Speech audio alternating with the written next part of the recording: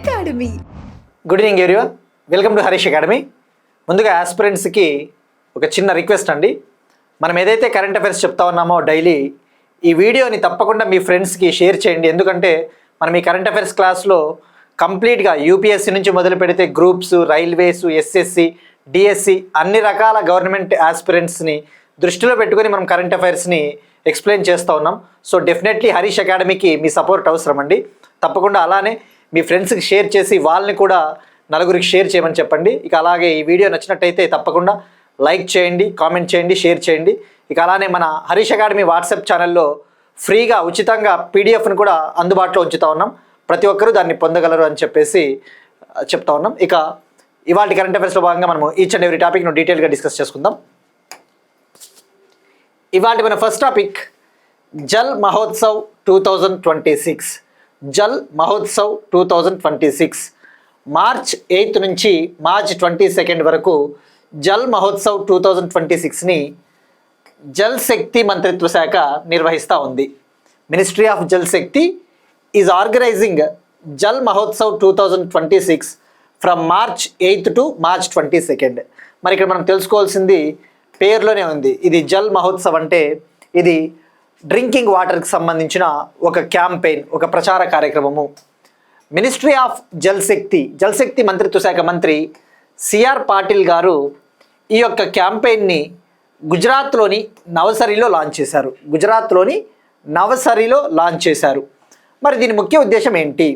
దీని ముఖ్య ఉద్దేశం రూరల్ ఏరియాస్లో డ్రింకింగ్ వాటర్ సర్వీసెస్ని మెరుగుపరచాలి, గ్రామీణ ప్రాంతాల్లో తాగునీటి వసతి సదుపాయాలను పెంపొందించాలి.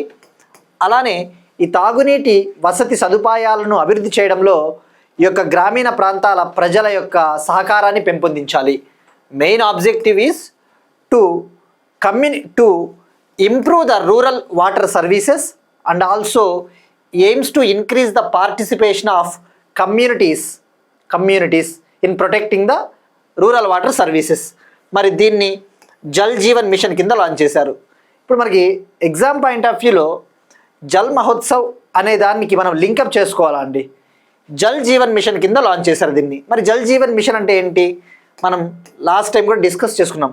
జల్ జీవన్ మిషన్ ముఖ్య ఉద్దేశము రూరల్ ఏరియాస్లో ప్రతి ఇంటికి కూడా డ్రింకింగ్ వాటర్ కనెక్షన్ని అందించాలి. మరి ఇందులో భాగంగా ఈ స్కీమ్ని ఎప్పుడు లాంచ్ చేశారో తెలుసుకోవాలా. 2019 ఆగస్ట్ 15న ప్రైమ్ మినిస్టర్ మోడీ గారు లాంచ్ చేశారు. మరి దీని ఇనిషియల్ టార్గెట్ ఏంటంటే 2024 కల్లా రూరల్ హౌస్ హోల్డ్స్కి, గ్రామీణ ప్రాంతాలకి, ఇండ్లకు నీటి కనెక్షన్ అందించాలి, తాగునీటి వసతిని. మరి దీన్ని ఎక్స్టెండ్ చేశారని కూడా మనం తెలుసుకున్నాం లాస్ట్ టైమే. దీన్ని ఇప్పుడు 2028 ఎండ్ వరకు దీన్ని పొడిగించారు. సో గుర్తుపెట్టుకోండి, జల్ జీవన్ మిషన్లో అర్బన్ కాంపోనెంట్ కూడా ఉంది. అంటే పట్టణ ప్రాంతాలకు కూడా తాగునీటి వసతి అందించే కార్యక్రమం ఉంది. సో ఇది మనకి చాలా ఇంపార్టెంట్ అండి. ఈ స్కీమ్ ఎప్పుడు లాంచ్ చేశారు, ఎప్పటి వరకు ఎక్స్టెండ్ చేశారు, ఏ మంత్రిత్వ శాఖ అంటే జల్ శక్తి మంత్రిత్వ శాఖ, రైట్? సో ఇక మరి గుర్తుపెట్టుకోండి, దీన్ని లాంచ్ చేసింది సిఆర్ పాటిల్ గారు. మరి మార్చ్ 8 ఇంటర్నేషనల్ ఉమెన్స్ డే రోజున లాంచ్ చేశారు. మార్చ్ 22 ప్రాముఖ్యత ఏమైనా ఉందా? ఇంపార్టెంట్ డేస్, వార్తల్లో ముఖ్యమైన దినోత్సవాలు. వరల్డ్ వాటర్ డే అంతర్జాతీయ నీటి దినోత్సవం ఎప్పుడు అంటే మార్చి 22. అట్లా గుర్తుపెట్టుకోవాలి. ఇక ఈ ప్రోగ్రాంలో భాగంగా నీటి వనరుల్ని చాలా బాధ్యతాయుతంగా వాడుకోవాలి అని చెప్పారు ఆయన. ఇక అలానే ఈ ప్రోగ్రాంలో భాగంగా జల్ అర్పణ్ సెరమనీల్ని నిర్వహించారు. జల్ అర్పణ్ కార్యక్రమాలు. ఈ జల్ అర్పణ్ కార్యక్రమాల్లో భాగంగా ఇందులో భాగంగా మీరు చూస్తే ఈ యొక్క రూరల్ డ్రింకింగ్ వాటర్ సర్వీసెస్ ఏవైతే ఉంటాయో తాగునీటి వసతి సదుపాయాలని గ్రామ పంచాయతీలకు అప్పచెప్పారు. అంటే మీరు వీటిని అభివృద్ధి చేయాలి, తాగునీటి వసతి అని చెప్పేసి గ్రామ పంచాయతీలకి. సో ఇది అంత అవసరం ఉండదండి. మెయిన్గా ఎక్కడ లాంచ్ చేశారు, ఎప్పటి నుంచి ఎప్పటి వరకు, ఏ మంత్రిత్వ శాఖ, ఇలాంటి బేసిక్ డీటెయిల్స్ తెలుసుకోవాలా. మరి ట్యాగ్ లైన్ ఏంటిది అంటే థీమ్ వచ్చేసి గావ్ కా ఉత్సవ్ దేశ్ కా మహోత్సవ్. అంటే ఏంటి? విలేజ్ యొక్క festival, village festival, nations festival అని అర్థం వస్తుంది. సో ఇది మోర్ దెన్ ఎనఫ్ అండి ఫస్ట్ టాపిక్. నెక్స్ట్ వన్, కొత్త క్రిమినల్ చట్టాలు మరియు ఐసీజేఎస్ 2.0 అమలులో ఉత్తరాఖండ్ మొదటి స్థానం. కొత్త క్రిమినల్ చట్టాలు మరియు ఐసీజేఎస్ 2.0 అమలులో ఉత్తరాఖండ్ మొదటి స్థానం. ఇక్కడ ఆస్పిరెంట్స్కి ఇంకొక రిమైండర్ అండి, ఇంగ్లీష్ మీడియం అభ్యర్థులకైనా తెలుగు మీడియం అభ్యర్థులకైనా. ఇప్పుడు మనం హెడ్లైన్ తెలుగులో ఇక్కడ పెట్టిండొచ్చు, బైలింగ్లో పెట్టండి సార్ అని చెప్తా ఉన్నారు. బైలింగ్లో మనం పెడతా ఉన్నామండి. మీరు చూస్తే ఈ స్టేట్మెంట్ మీరు చదివితే ఇక్కడ ఉన్న హెడ్లైనే ఇది, అంతే. ఇక్కడ ఏదైతే హెడ్లైన్ ఉందో ఇక్కడ ఇంగ్లీష్లో పెట్టాము, దీని కింద పెట్టట్లేదు అంతే. సో అది దయచేసి మీరు అర్థం చేసుకోగలరు. సో మరి కొత్త క్రిమినల్ చట్టాలు మరియు ఐసీజేఎస్ 2.0 అమలులో ఉత్తరాఖండ్ మొదటి స్థానం. న్యూ క్రిమినల్ లాసు, ఇక్కడ ఐసీజేఎస్ అంటే interoperable criminal justice system. Criminal justice system. New criminal laws, interoperable criminal justice system 2.0 ఇంప్లిమెంటేషన్లో ఉత్తరాఖండ్ కంట్రీలో టాప్ ప్లేస్లో నిలిచింది. మరి ఇక్కడ ఏంటివి కొత్త క్రిమినల్ చట్టాలు? మనం చాలాసార్లు తెలుసుకున్నామండి. ఇండియాలో గతంలో బ్రిటిష్ కాలం నాటి కొన్ని చట్టాలు ఉండేవి, ముఖ్యంగా Indian penal code, CrPC criminal procedure code, Indian evidence act, ఇలాంటి చట్టాలు ఉండేవి. అయితే వాటి స్థానంలో భారత ప్రభుత్వం, ముఖ్యంగా మినిస్ట్రీ ఆఫ్ హోమ్ అఫైర్స్, హోంమంత్రిత్వ శాఖ 3 కొత్త చట్టాలు తీసుకొని వచ్చింది. ఆ 3 కొత్త చట్టాలు వచ్చేసి మనకి ఈ 3 క్రిమినల్ చట్టాలు. వాటిని అమలు చేయడంలో ఉత్తరాఖండ్ టాప్లో ఉంది. మరి ఇక్కడ వీటి గురించి నేను మళ్ళీ చెప్తానండి. ఈ 3 క్రిమినల్ లాస్ ఏవనేసి ఫస్ట్ మనము ఈ యొక్క టాపిక్ డిస్కస్ చేసుకున్న తర్వాత బ్యాక్గ్రౌండ్లోకి వెళ్దాం. ఫస్టే బ్యాక్గ్రౌండ్ చెప్తే కూడా ఆస్పిరెంట్స్ కొంతమంది ఇబ్బందిగా ఫీల్ అవుతూ ఉన్నారు. సో మనం టాపిక్ ఎక్స్ప్లెయిన్ చేసిన తర్వాత కొద్దిగా బ్యాక్గ్రౌండ్లోకి వెళ్దాం. ఓకే, సో ఇక్కడ మీరు చూస్తే ఈ యొక్క క్రిమినల్ లాస్ ఇంప్లిమెంటేషన్ అమలు విషయంలో ఉత్తరాఖండ్ టాప్ వచ్చింది. మరి ఏ విధంగా ఈ రిపోర్ట్ని తయారు చేశారు, ఎవరు తయారు చేశారంటే నేషనల్ క్రైమ్ రికార్డ్స్ బ్యూరో ఈ యొక్క criminal tracking network system database ఆధారంగా, క్రిమినల్ ట్రాకింగ్ నెట్వర్క్ సిస్టమ్ ఆధారంగా ఎన్సీఆర్బి ఈ రిపోర్ట్ని తయారు చేసింది. అంటే ఏంటి, ఈ యొక్క క్రిమినల్ చట్టాలని బాగా అమలు చేస్తూ ఉంది, క్రైమ్ రేట్ని తగ్గించడానికి క్రిమినల్ చట్టాలు బాగా అమలు చేస్తూ ఉందని అర్థం, అంతే.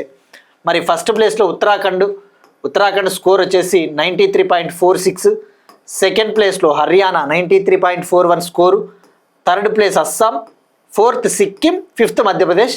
జస్ట్ టాప్ 3 గుర్తుపెట్టుకోండి, ఎక్కువ అవసరం లేదండి. ఇవి అన్నీ మనం గుర్తుపెట్టుకోలేము. మీ యొక్క కన్వీనియన్స్, మీరు ఎన్ని రివిజన్స్ చేసుకుంటారు, మీ ఓపిక గుర్తుంచుకుంటారా అనేది మీ చేతుల్లో ఉంటుంది. But top 3 more than enough. కానీ మనం ఛాన్స్ తీసుకోకూడదు కాబట్టి అలా చెప్తున్నాం అంతే. ఇక Uttarakhand chief minister Pushkar Singh Dhami.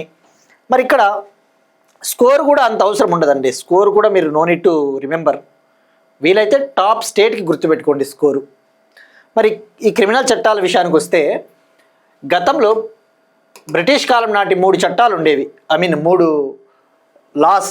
Indian penal code 1860, IPC 1860, Indian evidence act 1872, అంటే ఎవిడెన్స్ అంటే సాక్ష్యం కదా, Indian evidence act 1872, code of criminal procedure CrPC 1898 ఉండేది. మరి వీటి స్థానంలో 2023లో 3 చట్టాలను తీసుకొని వచ్చారు. ఒకటి వచ్చేసి భారతీయ నాగరిక్ సురక్ష సంహిత 2023. మరి ఇది ఏదాన్ని రీప్లేస్ చేసింది అంటే సిఆర్పిసి 1898 స్థానంలో భారతీయ నాగరిక్ సురక్ష సంహిత 2023 వచ్చింది. ఇక ఇండియన్ ఎవిడెన్స్ యాక్ట్ 1872 స్థానంలో భారతీయ సాక్ష్య అధినియం 2023 తీసుకొని వచ్చారు. ఇక ఇండియన్ పీనల్ కోడ్ 1860 స్థానంలో భారతీయ న్యాయ సంహిత 2023 తీసుకొని వచ్చారు. వెరీ వెరీ వెరీ ఇంపార్టెంట్, ఇవి గుర్తుపెట్టుకోండి. మరి ఇవి ఎప్పటి నుంచి అమల్లోకి వచ్చాయి? 2023లో చట్టం చేసినంత మాత్రాన వెనకనే అమల్లోకి రావు కదా. July 1, 2024 నుంచి అమల్లోకి వచ్చాయి. From July 1, 2024 they came in to effect. Next one very important topic అండి, పాలిటిక్స్ సంబంధించి. జస్టిస్ కురియన్ జోసెఫ్ కమిటీ, గవర్నర్ల విషయంలో సంస్కరణలు తప్పనిసరి. జస్టిస్ కురియన్ జోసెఫ్ కమిటీ ప్రతిపాదనలు విడుదల చేసిన తమిళనాడు ప్రభుత్వం. Tamil Nadu governments committee, justice Kurian Joseph committee released it's report. మరి ఏంటిది ఇది దేనికి సంబంధించింది అంటే ఇది సెంటర్ స్టేట్ సంబంధాలను సమీక్షించడం కోసం తమిళనాడు ప్రభుత్వం ఏర్పాటు చేసిన కమిటీ. సెంటర్ స్టేట్ రిలేషన్స్ను రివ్యూ చేయడం కోసం తమిళనాడు గవర్నమెంట్ ఏప్రిల్ 2025లో డిఎంకే గవర్నమెంట్, స్టాలిన్ నేతృత్వంలోని డిఎంకే గవర్నమెంట్ ఈ యొక్క కమిటీని వేసింది. మరి ఈ కమిటీ ముఖ్యంగా గవర్నర్స్కి సంబంధించి ఏ విధంగా సెంట్రల్ గవర్నమెంటు స్టేట్ గవర్నమెంట్స్ మధ్య రిలేషన్స్ని, సంబంధాలని బలోపేతం చేయడం కోసము కొన్ని ప్రతిపాదనలు, రికమెండేషన్స్ చేసింది. ఇక్కడ మీరు ఎగ్జామ్ పాయింట్ ఆఫ్ వ్యూ మీరు చూస్తే మనకి ఈ మధ్యకాలంలో గవర్నర్ ఎక్కువగా వార్తల్లో ఉన్నారండి. ఎందుకంటే ముఖ్యంగా తమిళనాడు గవర్నర్ టిఎన్ రవి, ఆయన ఇటీవల కాలంలో తమిళనాడు అసెంబ్లీలో తన ప్రసంగంలో కొన్ని చదవలేదు తమిళనాడు గవర్నమెంట్ ఇచ్చినవి. సో దానికి సంబంధించి రాష్ట్రాలకి గవర్నర్లకి మధ్య తీవ్రంగా వివాదాలు తలెత్తుతూ ఉన్నాయి. సో ఈ కాంటెక్స్ట్లో మనకి ఇవి తెలుసుకోవాలా. ముఖ్యంగా సెంటర్ స్టేట్ రిలేషన్స్ అంటేనే గుర్తు రావాల్సినది మనకి రాజమన్నార్ కమిటీ. మీరు పాలిటీలో తప్పకుండా చదువుతారండి. Rajamannar committee, Sarkaria commission, West Bengal memorandum, ఇవన్నీ కూడా వీటి ముఖ్య ఉద్దేశం ఏంటి?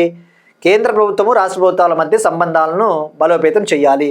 మరి రాజమన్నార్ కమిటీని ఎవరు వేశారు? 1969లో ఇదే డిఎంకే గవర్నమెంట్, 1969లో డిఎంకే గవర్నమెంట్ తమిళనాడు ప్రభుత్వం వేసిన కమిటీ. అదే సర్కారియా కమిషన్ అంటే 1983లో గవర్నమెంట్ ఆఫ్ ఇండియా, కేంద్ర ప్రభుత్వం వేసింది.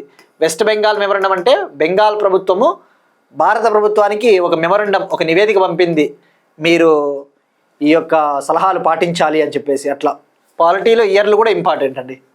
సో మరి ఇక్కడ చూస్తే ఇప్పుడు జస్టిస్ కురియన్ జోసెఫ్ కమిటీ ఏమని చెప్పిందంటే, మనం చూస్తూ ఉన్నాం కదా గవర్నర్ అపాయింట్మెంట్స్కి సంబంధించి. సో మరి ఏం చెప్తా ఉంది? ముందుగా ఏమని చెప్తా ఉంది అంటే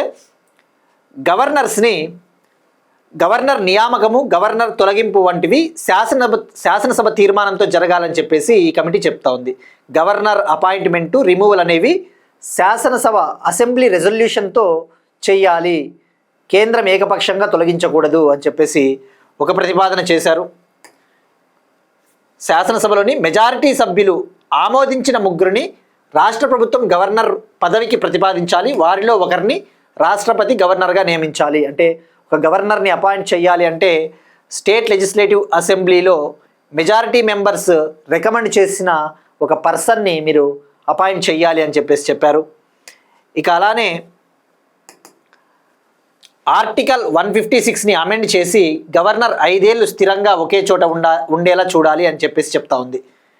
ఆర్టికల్ 156 ఏమని చెప్తుంది? Tenure of the office, governor యొక్క పదవీ కాలం. జనరల్గా గవర్నర్ పదవీ కాలం 5 years, కానీ సెంట్రల్ గవర్నమెంట్ ఎప్పుడైనా తొలగించవచ్చు, వాళ్ళకి అధికారం ఉంది. సో అందుకే ఆర్టికల్ 156ని అమెండ్ చేయండి, సవరించండి, గవర్నరు 5 years ఒకే చోట ఉండాలి పర్మనెంట్గా అని చెప్పేసి ప్రతిపాదన చేసింది. ఇక అలానే రాష్ట్రానికి బయటి వ్యక్తి, విశిష్ట వ్యక్తి గవర్నర్గా ఉండాలి, అంటే ఆ స్టేట్తో సంబంధం లేని పర్సన్ని గవర్నర్గా అపాయింట్ చేయాలి అని చెప్పేసి ఒక రికమెండేషను. ఇక అలానే గవర్నర్ అపాయింట్మెంట్కి సంబంధించి, గవర్నర్ అపాయింట్మెంటు రిమూవల్కి సంబంధించి శాసనసభ మెజారిటీ సభ్యుల తీర్మానం మేరకే గవర్నర్ను పదవి నుంచి తప్పించాలి అని చెప్పేసి ఒక ప్రతిపాదన. సో ఇక అలానే బిల్లులకు సంబంధించి, స్టేట్ బిల్స్కి సంబంధించి బిల్లులకు ఆమోదం తెలిపేందుకు, వెనక్కి పంపేందుకు, రిజర్వ్లో ఉంచేందుకు ఆర్టికల్ 200, 201ని కూడా సవరించాలి. ఆర్టికల్ 200 ఏం చెప్తుంది? ఏదైతే స్టేట్ లెజిస్లేటివ్ అసెంబ్లీ పాస్ చేసిన ఒక బిల్లు ఉంటుందో అది గవర్నర్ దగ్గరికి పంపిస్తారు, గవర్నర్ యాక్షన్ తీసుకుంటాడు. ఆర్టికల్ 200 ప్రకారం ఏంటిది? గవర్నర్ ఆ బిల్లుకి ఆమోదం అన్నా ఇస్తాడు, లేదంటే తన వద్దే అన్నా ఉంచుకుంటాడు, లేదంటే రాష్ట్రపతి యొక్క కన్సిడరేషన్ కోసం, రాష్ట్రపతి యొక్క సమీక్ష కోసం అన్నా ఉంచుతాడు. అది ఆర్టికల్ 200. ఆర్టికల్ 201 ఏంటి? ఆర్టికల్ 201 ప్రకారము bills reserved for the recommendation of president. ప్రెసిడెంట్కి ఏవైతే బిల్లులు కేటాయించుంటారో గవర్నరు, వాటిపైన నిర్ణయం తీసుకునే అధికారం ప్రెసిడెంట్కి ఉంటుంది. అది ఆర్టికల్ 201. సో ఇవన్నీ ఏంటంటే అండి, పాలిటీలో ఇక్కడ 2 రకాలండి. స్టేట్మెంట్స్ అడగడానికి స్కోప్ ఉంటుంది. ఎలా అడుగుతాడంటే, which of the following statements are true regarding justice Kurian Joseph committee అంటాడు. క్రింది వాటిలో జస్టిస్ కురియన్ జోసెఫ్ కమిటీ ప్రతిపాదనల్లో ఏవి నిజం అని చెప్పేసి 3 లేదా 4 స్టేట్మెంట్లు ఇస్తాడు. అది జనరల్గా గ్రూప్ 1, గ్రూప్ 2, యూపీఎస్సీ లాంటి ఎగ్జామ్స్లలో డిఎస్సి లేదంటే ఆర్ఆర్బి, ఎస్ఎస్సి మిగతా ఎగ్జామ్లలో డైరెక్ట్గా అడగొచ్చు. జస్టిస్ కురియన్ జోసెఫ్ కమిటీ దేనికి సంబంధించినది, ఎవరు అపాయింట్ చేశారు, రైట్? సో మీకు పాలిటీలో ఈ ఆర్టికల్స్ ఐడియా ఉంటే ఇది ఈజీగా అర్థమవుతుంది. ఆర్టికల్ 200 నేను ఎక్స్ప్లెయిన్ చేసిన, ఆర్టికల్ 201 చెప్పిన, ఆర్టికల్ 156 ఇప్పుడు చెప్పిన. మరి గవర్నర్కి ఏ ఆర్టికల్ 153 కదా. ఆర్టికల్ 153 ప్రకారం ఏంటి? గవర్నర్ ఫర్ ఈచ్ స్టేట్, ప్రతి రాష్ట్రానికి గవర్నర్ ఉండాలి. ఆర్టికల్ 155 అంటే అపాయింట్మెంట్ ఆఫ్ గవర్నర్, గవర్నర్ని నియమించాలి. ఆర్టికల్ 156 అంటే టెన్యూర్, గవర్నర్ యొక్క పదవీ కాలం. అట్లా అండి. సో ఇవే ఉంటాయి ఇక్కడ మీరు చూస్తే. ఇక అలానే ఆర్టికల్ 176ను కూడా తొలగించాలి అని చెప్పేసి ఈ కమిటీ చెప్తా ఉంది. ఆర్టికల్ 176 ఏంటి? ఆర్టికల్ 176 అంటే గవర్నర్ యొక్క ప్రత్యేక ప్రసంగం. గవర్నర్ యొక్క ప్రత్యేక ప్రసంగం అంటే ఏంటి? గవర్నరు ఒక జనరల్ ఎలక్షన్ ముగిసిన తర్వాత మొట్టమొదటి అసెంబ్లీ సెషను, అలానే ప్రతి సంవత్సరము జరిగే మొట్టమొదటి అసెంబ్లీ సెషన్లో గవర్నర్ ప్రసంగిస్తాడు. The first session after each general election and the first session of the legislative assembly in every year. అప్పుడు గవర్నరు స్పెషల్ అడ్రస్ ఇస్తారు, ప్రత్యేక ప్రసంగం సభలను ఉద్దేశించి. ఆ స్పెషల్ అడ్రస్, ఆ ప్రత్యేక ప్రసంగాన్ని కూడా తొలగించాలి, రిమూవ్ చేయాలని చెప్పేసి చెప్తా ఉంది ఈ కమిటీ. సో ఇవి అండి మనకి హైలైట్స్. సో గుర్తుపెట్టుకోండి, ఇది గవర్నర్కి సంబంధించినది. ఇక్కడ ఆస్పిరెంట్స్కి ఇంకొక క్లారిటీ అండి. మనం ఒక టాపిక్ డిస్కస్ చేసాం. రాష్ట్రపతి కొత్త గవర్నర్లను నియమించినప్పుడు ఏమని చెప్పాం మనము? Office of the governor, office of the గవర్నర్ని గవర్నమెంట్ ఆఫ్ ఇండియా యాక్ట్ 1935 నుంచి మనం తీసుకున్నాం. ఆఫీస్ ఆఫ్ ద గవర్నర్ అంటే గవర్నర్ పదవి, గవర్నర్ పోస్ట్. దీన్ని మనం గవర్నమెంట్ ఆఫ్ ఇండియా యాక్ట్ కింద తీసుకున్నాం. కానీ అపాయింట్మెంట్ ఆఫ్ గవర్నర్ అంటే గవర్నర్ల నియామక ప్రక్రియ, గవర్నర్ల నియామక ప్రక్రియని ఎలా చేపడతారు? సెంట్రల్ గవర్నమెంట్ నియమిస్తుంది. మరి ఈ ప్రక్రియని, ప్రొసీజర్ని ఎక్కడ తీసుకున్నామంటే కెనడా కాన్స్టిట్యూషన్. ఇది జాగ్రత్తగా ఉండండి, ఆస్పిరెంట్స్ కన్ఫ్యూజ్ అవుతున్నారు. గవర్నర్ పదవి, గవర్నర్ పోస్ట్ అంటే government of India act, appointment of governor అంటే కెనడా రాజ్యాంగం. ఇది చాలామంది కన్ఫ్యూజ్ అవుతారండి, ఇది be careful. Next one, Orunodoi scheme Assam. State current affairs. Orunodoi scheme Assam government Orunodoi అనే స్కీమ్ కింద 40 lakh ఫ్యామిలీస్కి 9,000 రూపీస్ చొప్పున డైరెక్ట్ బెనిఫిట్ ట్రాన్స్ఫర్ అకౌంట్లలోకి వేసింది. అస్సాం ప్రభుత్వము ఇవాళ మార్చ్ 10న అస్సాంలోని 40 లక్షల కుటుంబాలకు 9,000 రూపాయల చొప్పున వాళ్ళ అకౌంట్లలోకి వేసింది. ఒక్కొక్క కుటుంబానికి 9,000 రూపాయలు. అంటే ఇదొక ఫినాన్షియల్ అసిస్టెన్స్ స్కీము, ఆర్థిక ప్రోత్సాహక పథకం. మరి ఇక్కడ మనం తెలుసుకోవాల్సింది ఈ స్కీమ్ని ఎప్పుడు లాంచ్ చేశారు, ఎంత వేశారు అటువంటిది. ఈ ఒరునోడాయ్ అనే స్కీమ్ని యాక్చువల్లీ 2020 అక్టోబర్ 2నే లాంచ్ చేశారు. 2020 అక్టోబర్ 2 గాంధీ జయంతి రోజున. ఇది పేదరిక నిర్మూలన పథకం. ఇందులో భాగంగా మహిళలకు ప్రతి నెల ఆర్థిక సహాయం అందిస్తారు. ఈ స్కీమ్లో భాగంగా అర్హులైన మహిళలకు ప్రతి నెల 1,250 రూపాయలు ఆర్థిక సహాయంగా అందిస్తారు. Orunodoi scheme launched on October 2, 2020. As part of this scheme, monthly financial assistance for women under this scheme 1,250 rupees per month to eligible women. మరి కుటుంబం నుంచి ఒకరిని తీసుకుంటారు. సో ఇప్పుడు ఈ స్కీమ్ కింద మొత్తం 40 లక్షల ఫ్యామిలీలలోని 40 లక్షల మహిళలకి లబ్ధి చేకూరుతుంది. మరి 9,000 రూపీస్ చొప్పున వేశారు. ఓవరాల్గా ఒకే రోజు 3,600 crore రూపీస్ వేసింది ప్రభుత్వం, అస్సాం ప్రభుత్వం. మరి ఇక్కడ ఒక్కొక్కరికి 1,250 అంటే 9,000 ఎట్లా అవుతుంది? అవ్వదు కదా. కానీ వీళ్ళు 4 నెలలది ఒకేసారి వేశారు. మరి 4 నెలలది కలుపుకున్న 9,000 అవ్వదు. 4 మంత్స్ది మరియు ఇంకొద్దిగా అడిషనల్ అమౌంట్ అదనంగా కొద్దిగా సహాయం అందిస్తూ ఉన్నారు. అంటే పెద్ద మనసు అని చెప్పవచ్చు. అస్సాం ప్రభుత్వంది పెద్ద మనసు. మహిళల పట్ల చాలా చిత్తశుద్ధితో పనిచేస్తూ ఉన్నారు. మహిళల పురోగతి కోసం ప్రభుత్వం కృషి చేస్తూ ఉందని చెప్పేసి చెప్పవచ్చు. రైట్. ఎవరు మరి అస్సాం చీఫ్ మినిస్టర్? హిమంత బిశ్వ శర్మ.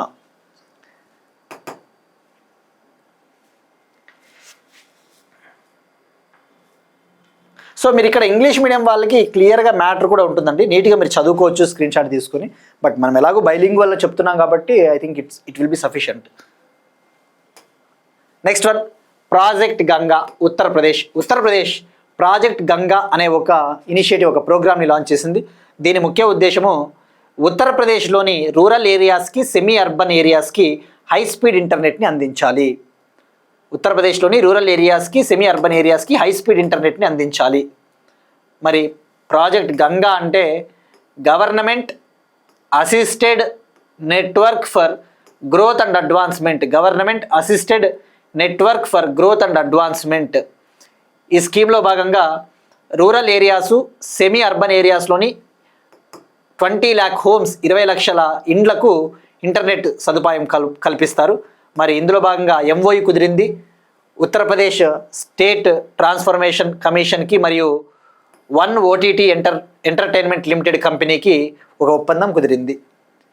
మరి ఇందులో భాగంగా ఉత్తరప్రదేశ్ ప్రభుత్వము 8,000 నుంచి 10,000 లోకల్ ఎంటర్ప్రిన్యూర్స్ని 8,000 నుంచి 10,000 మంది లోకల్ పారిశ్రామికవేత్తల్ని డిజిటల్ సర్వీస్ ప్రొవైడర్స్గా నియమిస్తుంది, డిజిటల్ సర్వీస్ ప్రొవైడర్స్గా అపాయింట్ చేస్తుంది. వీళ్ళు ఇంటర్నెట్ కనెక్టివిటీని అందించే రెస్పాన్సిబిలిటీ తీసుకుంటారు, బాధ్యత తీసుకుంటారు. సో ఇక్కడ మీరు చూస్తే ప్రాజెక్ట్ గంగా చెప్పాం కదండి, వీళ్ళవి ఎలా ఉంటాయంటే ఈ పేరు రావడం కోసం ఇట్లా అబ్రివేషన్ పెట్టింటారేమో అనిపిస్తుంది ఒక్కోసారి. చూడు, government assistant network for growth and advancement Ganga. ఎవరన్నా ఏమనుకుంటారు ఆస్పిరెంట్స్, గంగా నదికి సంబంధించిందేమో అనుకుంటారు. అబ్రివేషన్ ఇట్లుంటుంది.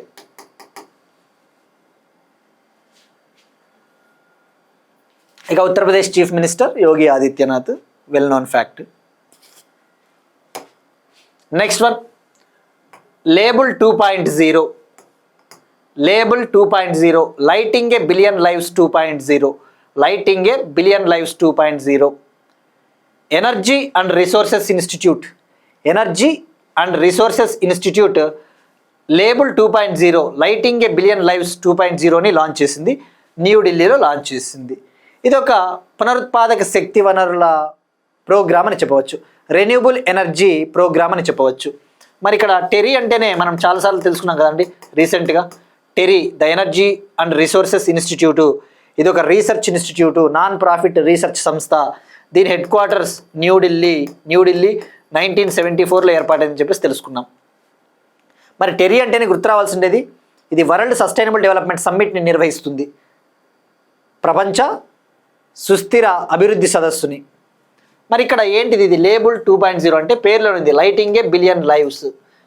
ఇప్పుడు దీని ముఖ్య ఉద్దేశం ఏంటంటే గ్రామీణ ప్రాంతాలలో ముఖ్యంగా ఈ యొక్క ఫాజిల్ ఫ్యూయల్స్, ఈ శిలాజ ఇంధనాలు కాకపోకుండా ఈ కిరోసిన్ ల్యాంప్స్, కిరోసిన్ దీపాలు అటువంటివి ఉపయోగించుకోకుండా సోలార్ లైట్స్ ఉపయోగించాలి. తద్వారా వాళ్ళ హెల్త్ ఇంప్రూవ్ అవుతుంది. అలానే ఈ సోలార్ లైట్ ప్రోగ్రామ్ని చేపట్టడం ద్వారా రూరల్ ఎంటర్ప్రిన్యూర్స్, ఈ లోకల్గా ఉండే మహిళా పారిశ్రామికవేత్తలకు కూడా ఉపాధి లభిస్తుందన్న ఉద్దేశంతో దీన్ని లాంచ్ చేశారు.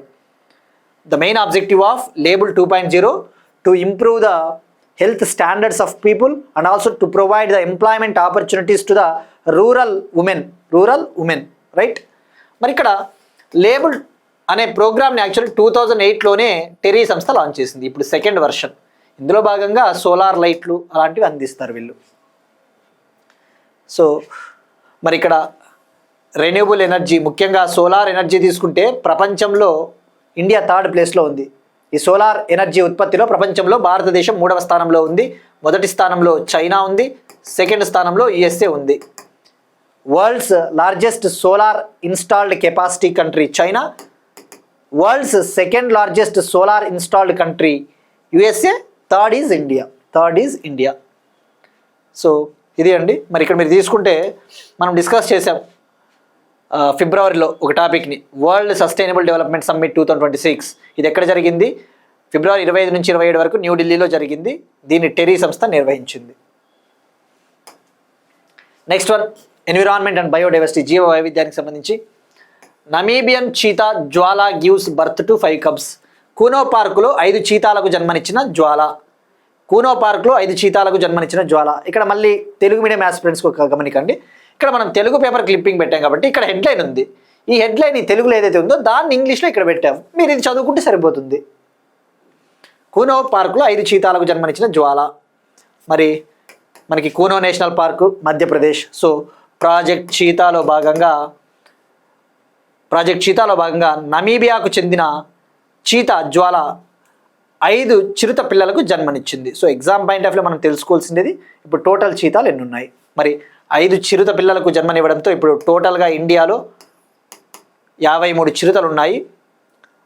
ఈ 53లో 33 చిరుతలు ఇండియాలో జన్మించినవి గుర్తుపెట్టుకోండి. ఈ 53లో 33 ఇండియాలో బార్న్ అయినాయి. మరో 20 చీతాసు ఫారిన్ కంట్రీస్లో పుట్టినవి. ఫారిన్ కంట్రీ అంటే ఏమున్నాయి? Namibia, south Africa.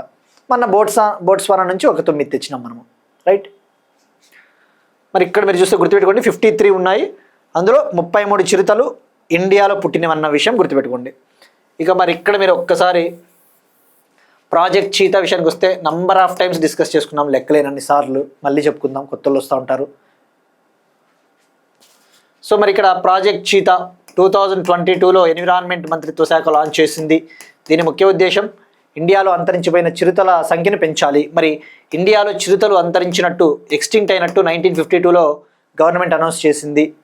మరి ప్రాజెక్ట్ చీతా 2022లో భాగంగా 2022లో నమీబియా నుంచి మనము 8 చీతాస్ తీసుకొని వచ్చాము.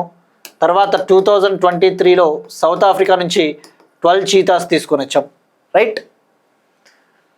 మరి బోట్స్వానా నుంచి రీసెంట్గా 9 చీతాస్ని మనం తీసుకొని వచ్చాం. ఎక్కడికి? Kuno national park. మరి ఇక్కడ చీతాలో 2 రకాలు ఉంటాయి, Asiatic cheetah, African cheetah. Asiatic cheetah ఇండియాలో అంతరించి ఉండొచ్చు, కానీ వేరే కంట్రీస్లో ఇంకా ఉంది. మరి దీని శాస్త్రీయ నామం ఒకసారి వీలైతే గుర్తుపెట్టుకోండి. సైంటిఫిక్ నేము అకినోనిక్స్ జుబటస్ వెనటికస్. అసినోనిక్స్ జుబటస్ వెనటికస్. దీని ఐయూసిఎన్ స్థితి వచ్చేసి క్రిటికల్లీ ఎండేంజర్డ్, తీవ్రంగా అంతరించిపోయే ప్రమాదంలో ఉంది. ఇక ఆఫ్రికన్ చీతా, దీని శాస్త్రీయ నామం అసినోనిక్స్ జుబటస్. దీని ఐయూసిఎన్ స్థితి వచ్చేసి వల్నరబుల్, అంటే దుర్బలమైన స్థితిలో ఉంది. చిరుతకి సైంటిఫిక్ నేమ్ అంటే సాధారణంగా చీతాకి సైంటిఫిక్ నేమ్ అంటే అసినోనిక్స్ జుబటస్ మాత్రమే, అసినోనిక్స్ జుబటస్. ఆ విషయం గుర్తుపెట్టుకోండి. ప్రతి పాయింట్ 100కి 1000% ఇంపార్టెంట్ అండి. నేను చెప్పే ప్రతి పాయింట్ కూడా మీరు కనుక, నేను అష్యూరెన్స్ ఇస్తున్నాను, నేను గ్యారంటీ ఇస్తున్నానండి, మీరు కనుక మనం చెప్పే టాపిక్లు గత 1 year నుంచి చెప్తా ఉన్నాం, ఎవరైతే 1 year నుంచి ఒక్కరోజు కూడా మిస్ కాకుండా క్రమం తప్పకుండా విని నోట్స్ రాసుకొని మంచిగా రివిజన్లు చేసుకుంటారో నాకు ఆ నమ్మకం ఉందండి. ఈ ఫ్రూట్స్ అనేవి, ఈ ఫలాలు ఇప్పుడు మీకు కనబడవు. రేపు పొద్దున వన్స్ నోటిఫికేషన్లు వచ్చి ఎగ్జామ్లు రాయడం మొదలుపెట్టిన తర్వాత ఇవి ఈ యొక్క నా హార్డ్ వర్క్, మీ హార్డ్ వర్క్ 2 కూడా కనబడతాయి. సో మీరు చేయాల్సిందల్లా నీట్గా నోట్స్ రాసుకొని మంచిగా రివిజన్లు చేసుకోవాలా. సో ఇక మనము కూనో నేషనల్ పార్క్ గురించి తెలుసుకున్నాము. ఇక చిరుతలకి ఇండియాలో ఇంకా ఆవాస ప్రదేశాలు ఎక్కడున్నాయి? చిరుతలకి habitats Kuno, Gandhi Sagar wild life sanctuary, ఇది మధ్యప్రదేశే. అలానే నౌరదేహి వైల్డ్ లైఫ్ శాంచురీ, ఇది కూడా మధ్యప్రదేశే.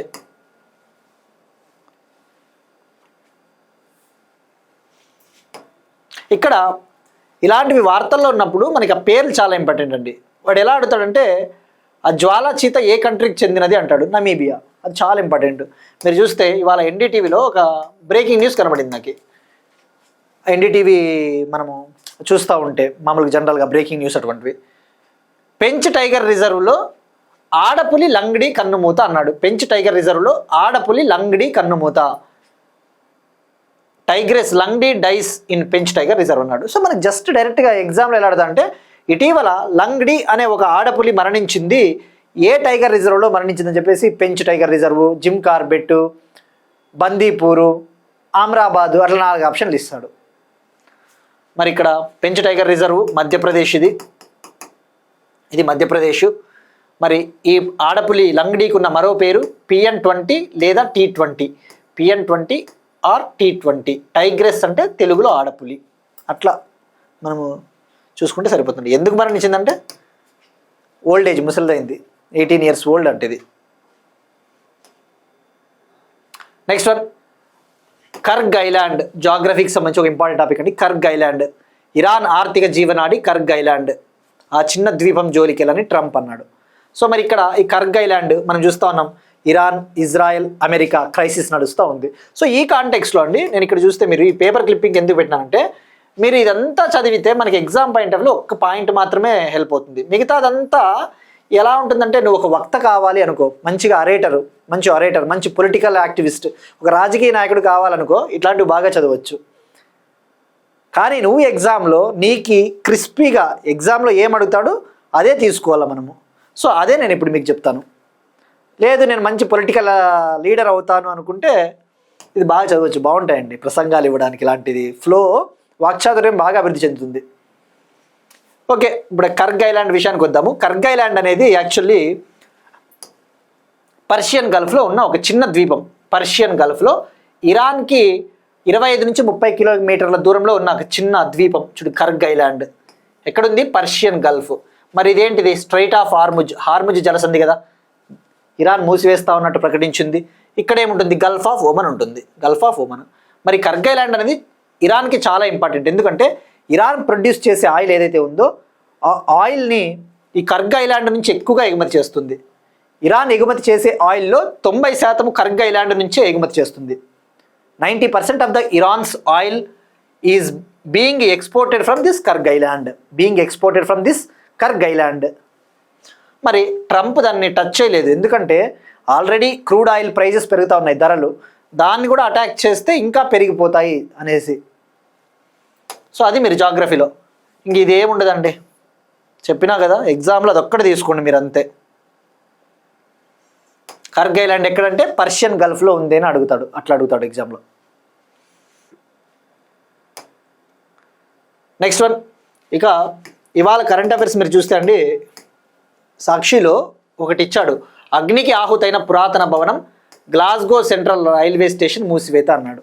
ఇలాంటివి కూడా మీరు కొద్దిగా ఫోకస్ చేయాలండి. కరెంట్ అఫైర్స్ అంటే వార్తల్లో ఉన్న ప్రదేశాలు కూడా అడుగుతాడు. సో ఇక్కడ ఏంటి, స్కాట్లాండ్లోని గ్లాస్గో సిటీలో ఒక ఫైర్ యాక్సిడెంట్ జరిగింది. ఆ ఫైర్ యాక్సిడెంట్లో గ్లాస్గో సెంట్రల్ రైల్వే స్టేషన్ని క్లోజ్ చేశారు, మూసివేశారు. ఒక బిల్డింగు కాలిపోయింది. ఆ బిల్డింగ్ ఫోర్సిత్ హౌస్. ఆ బిల్డింగ్ పేరేంటి? Forsyth house. మరి ఇది చాలా ఓల్డ్ బిల్డింగ్, ఫోర్సిత్ బిల్డింగ్. 1851లో దీన్ని బిల్డ్ చేశారు, నిర్మించారు, అంతే. మనకి ఎగ్జామ్లో ఎట్లా అడుగుతారంటే ఈ ఫోర్సిత్ బిల్డింగ్ ఇటీవల కాలిపోయింది ఫైర్ యాక్సిడెంట్లో, ఏ కంట్రీ అంటాడు?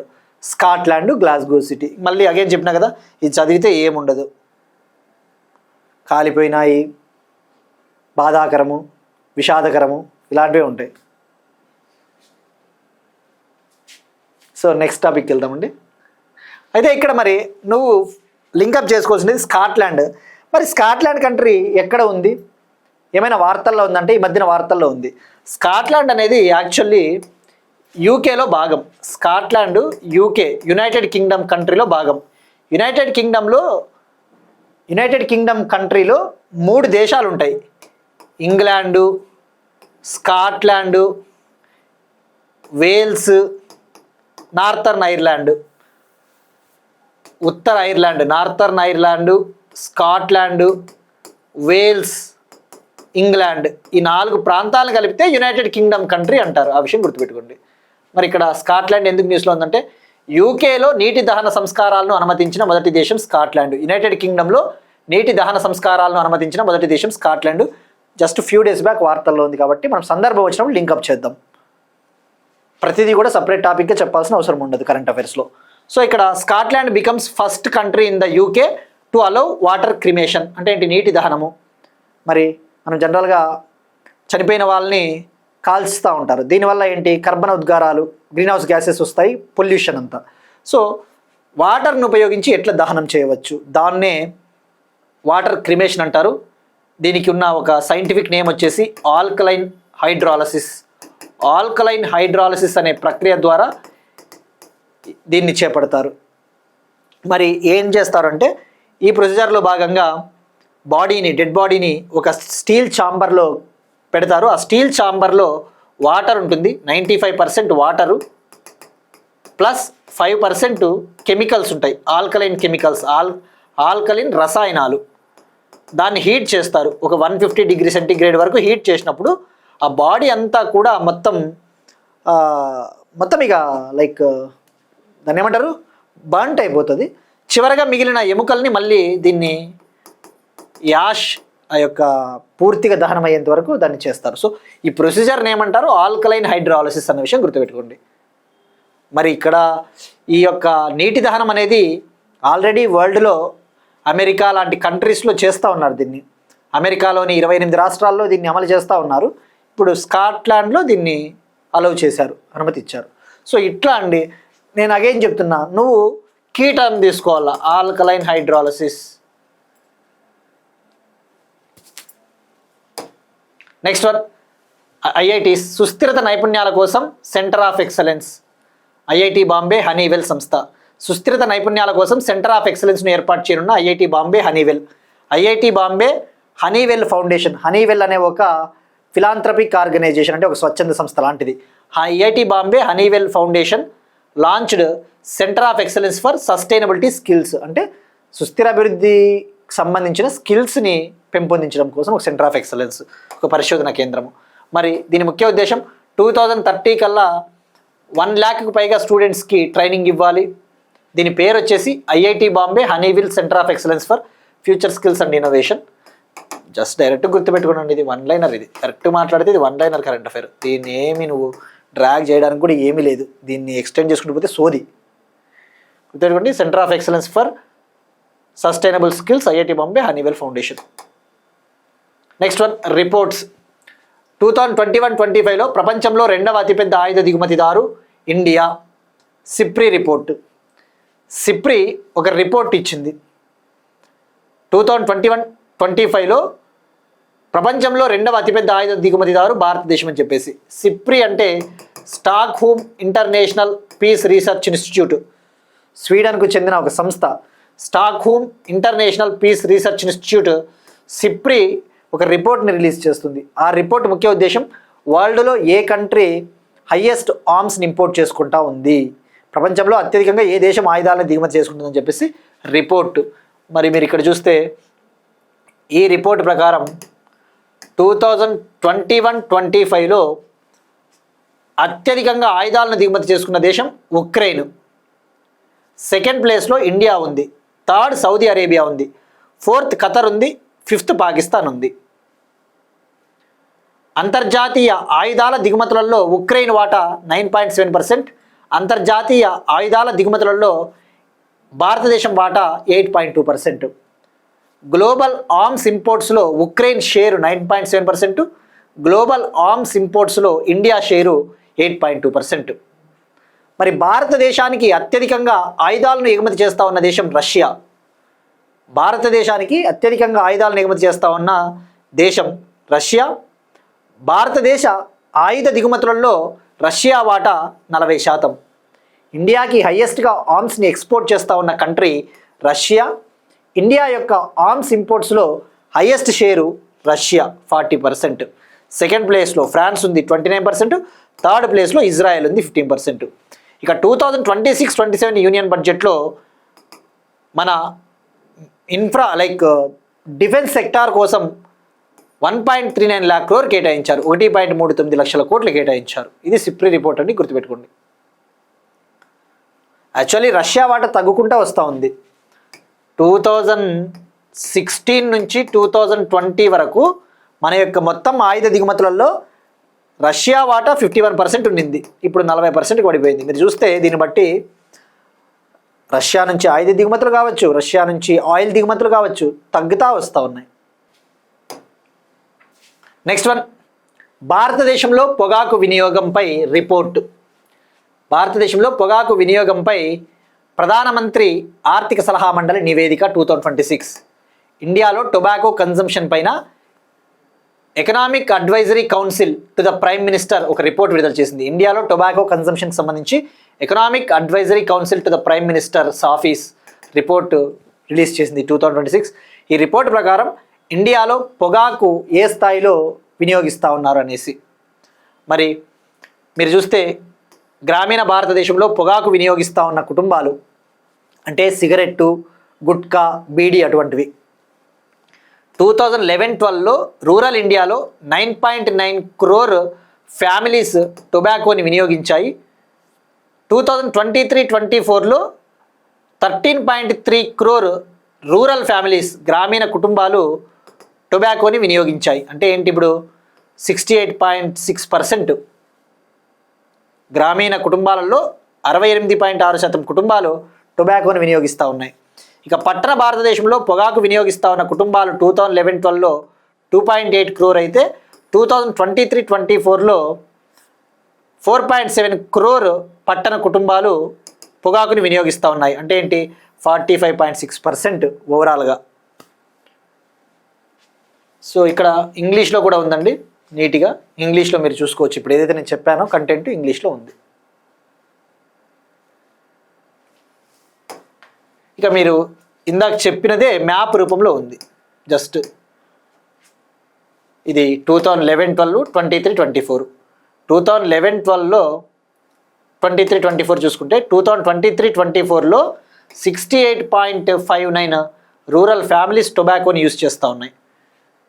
అర్బన్ ఏరియాస్లో 45.64% ఫ్యామిలీస్ టొబాకోని యూజ్ చేస్తూ ఉన్నాయి 23-24లో. మరి ఈ రిపోర్ట్ని ఎట్లా తయారు చేశారు అంటే, national sample survey 68th round మరియు household consumption expenditure survey 2023-24, household consumption expenditure survey 2023-24 data ఆధారంగా తయారు చేశారు. National sample survey 68th round మరియు గృహ వినియోగ వ్యయ సర్వే 2023-24 ఆధారంగా ఈ డేటాను తయారు చేశారు. సో ఈ డేటా చాలా ఇంపార్టెంట్ అండి రిపోర్ట్, ఎందుకంటే ఇది ప్రధానమంత్రికి ఆర్థిక సలహా మండలి ఇచ్చిన నివేదిక కాబట్టి 100% ఇంపార్టెంట్. ఇది బేసిక్ ఇన్ఫర్మేషన్ సరిపోతుందండి. ఇక్కడ మరి హైయెస్ట్ స్టేట్ ఏది అంటే త్రిపుర అండి. మీరు చూస్తే ఇక్కడ అర్బన్ ఏరియాస్లో కంటే రూరల్ ఏరియాస్లోనే టొబాకో కన్జంప్షన్ ఎక్కువగా ఉంది. మరి త్రిపుర హైయెస్ట్ ఎక్కువగా వాడుతూ ఉన్నారు. త్రిపుర అంటే నార్త్ ఈస్ట్ స్టేట్స్లలో ఎక్కువగా వాడుతూ ఉన్నారు టొబాకోని. ఇక మన సదరన్ స్టేట్స్ కేరళ, తమిళనాడు, ఆంధ్ర, తెలంగాణలో పొగాకు వినియోగము తక్కువగానే ఉంది నార్త్ ఇండియాతో పోల్చుకుంటే. ఇది దేశంలో పొగాకు ఉత్పత్తుల వినియోగ స్థానము ఎలా ఉంది, వినియోగ స్థాయి. గుట్కా, సిగరెట్లు, బీడి అవసరం లేదండి. ఇది వాడు పేపర్ వాడు కాబట్టి వాడు ఇచ్చుకుంటూ పోతాడు, వాడు న్యూస్ కాబట్టి ఇక మొత్తం ఇస్తాడు. గ్రామాలు పట్టణాల్లో గుట్కా ఎలా వాడుతూ ఉన్నారు, సిగరెట్ ఎలా వాడుతూ ఉన్నారని అంత అవసరం ఉండదు. మీరు చదువుకోవాలనుకుంటే ఇది క్లియర్గా స్క్రీన్ షాట్ తీసుకొని చదువుకోవచ్చండి. నీట్గా ఉంది టేబుల్. ఇప్పుడు ఇదంతా నేను చెప్పినా మీకు చాలా కన్ఫ్యూజింగ్ ఉంటుంది. ఎంతవరకు ఆపాలో అంతవరకు ఆపాల.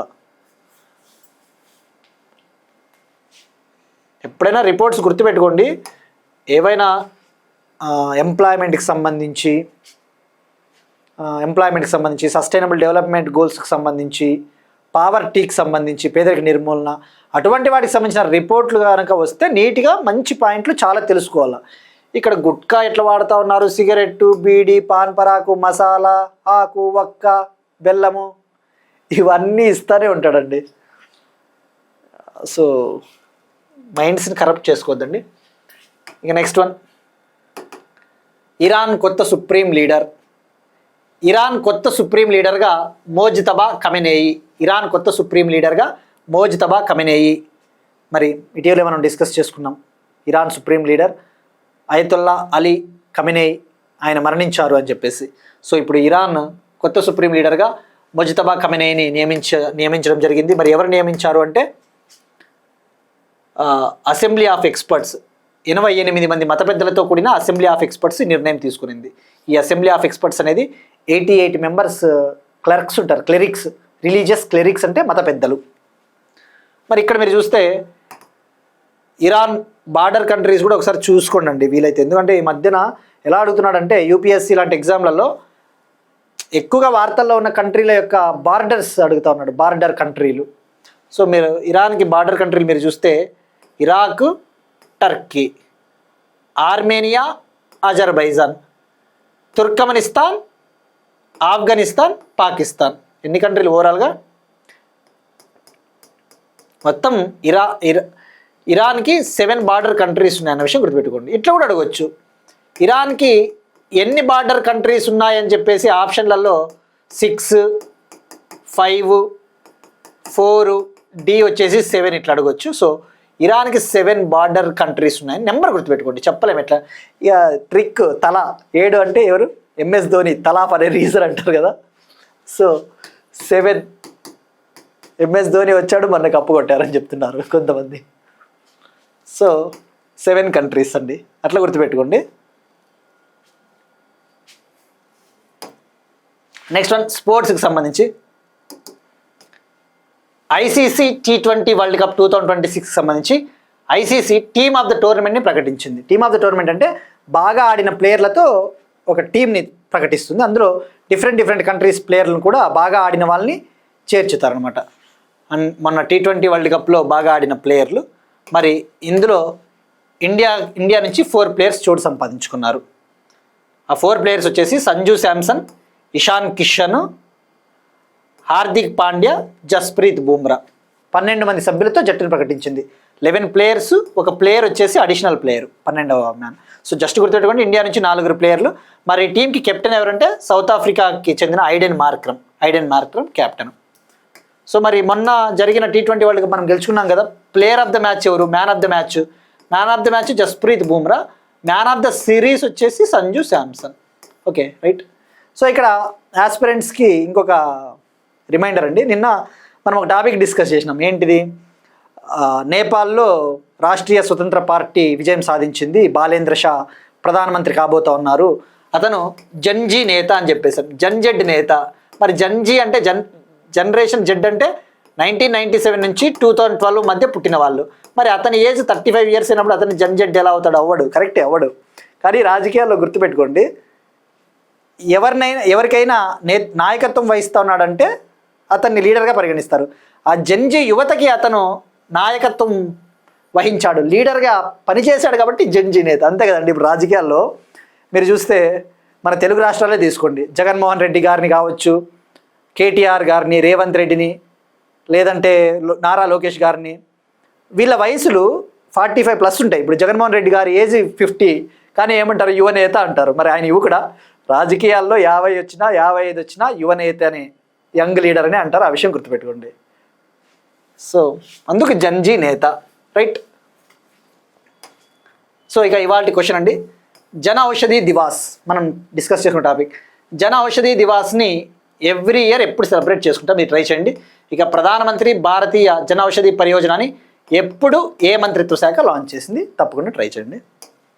ఇక నిన్న అడిగిన క్వశ్చన్, ఇటీవల అమెరికా శ్రీలంకకి సమీపంలో ఇరాన్కు చెందిన ఒక వార్షిప్ని నాశనం చేసింది. దాని పేరు ఏంటి అంటే ఐరిస్ డేనా ఇరాన్ షిప్. ఇది ఒక ఫ్రిగేట్ యుద్ధ నౌక, ఫ్రిగేట్ క్లాసు, మౌడ్జ్ అనే ఒక క్లాసుకు చెందిన మౌడ్జ్ క్లాసుకు చెందిన ఒక ఫ్రిగేట్ యుద్ధ నౌక. మరి దీన్ని అమెరికా మార్క్ 48 అనే ఒక టార్పిడో సహాయంతో, మార్క్ 48 అనే ఒక న్యూక్లియర్ సబ్మెరైన్ టార్పిడో సహాయంతో నాశనం చేసింది. 80 మెంబర్స్కి పైగా మరణించారు, రైట్. ఇవి ఇవాళ కరెంట్ అఫైర్స్. మనం ఒకసారి క్విక్గా రీక్యాప్ చూద్దాం.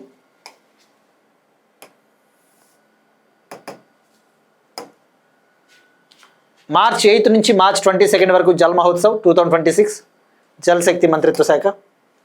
కొత్త క్రిమినల్ చట్టాలు మరియు ICJS 2.0 అమల్లో ఉత్తరాఖండ్ మొదటి స్థానం. Justice Kurian Joseph committee Tamil Nadu. అరుణోదయ్ scheme Assam. Project Ganga UP. Label 2.0 TERI.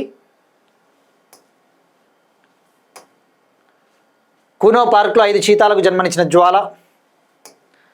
పెంచ్ టైగర్ రిజర్వ్లో ఆడపులి లంగ్డీ కన్నుమూత. కర్గ్ island Persian Gulf. Forsyth building Glasgow Scotland. యూకేలో నీటి దహన సంస్కారాలను అనుమతించిన మొదటి దేశం స్కాట్లాండ్. సుస్థిరత నైపుణ్యాల కోసం centre of excellence IIT Bombay Honeywell సంస్థ. ప్రపంచంలో 2వ అతిపెద్ద ఆయుధ దిగుమతిదారు భారతదేశం సిప్రి. భారతదేశంలో పొగాకు వినియోగంపై economic advisory council to the prime minister report. Iran కొత్త సుప్రీం లీడర్ ముజ్తబా ఖమెనేయి. ఈయన అయతల్లా అలీ ఖమెనేయి గారి కొడుకు, రెండవ కొడుకు. ICC T20 world cup 2026 team of the tournament, నాలుగురు భారత క్రికెటర్లకు చోటు. That's it. These are today's current affairs. Will meet you again tomorrow and thank you everyone.